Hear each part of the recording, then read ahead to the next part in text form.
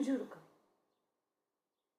कितना अच्छा लगता था वो घर भी, वो परिवार जहाँ पर एक दादी दादा सब रहते थे।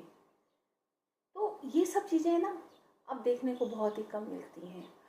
पता है, कभी कभी ऐसा भी लगता है कि जहाँ पे जिस घर में कहते थे कि जिस घर में दादा दादी खुशनुमा होते थे और अच्छी तरह से उनका रहन सहन होता था, उनकी वेशभूषा अच्छी होती थी और अच्छे से वो खाते थे, तो लगता था कि जो घर हमारा है, जो परिवार है, वो खुशहाल है।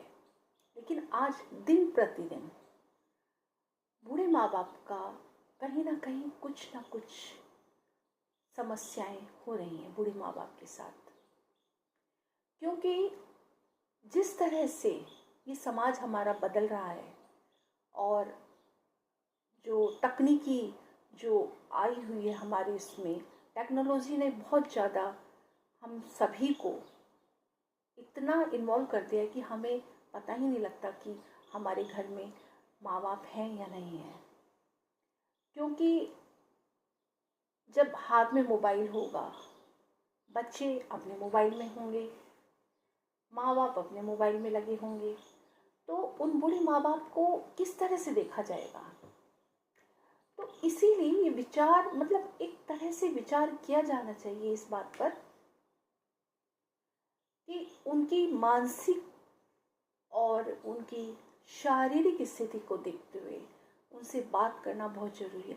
आजकल क्या होता है कि पति पत्नी भी रहते हैं, एक घर में रहते हुए पति पत्नी आपस में बात नहीं कर पाते हैं। क्यों?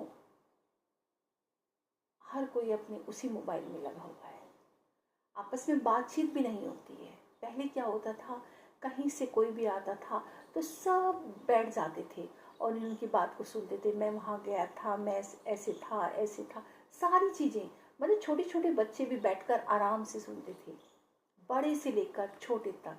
कितना अच्छा लगता था।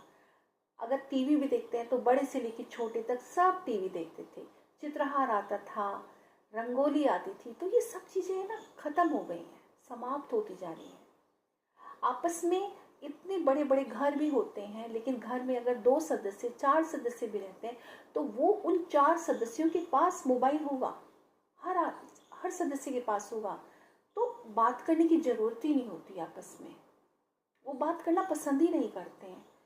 तो ऐसा नहीं है, हमें फिर से प्राचीन सभ्यता पर ही आ जाना चाहिए। ऐसा नहीं है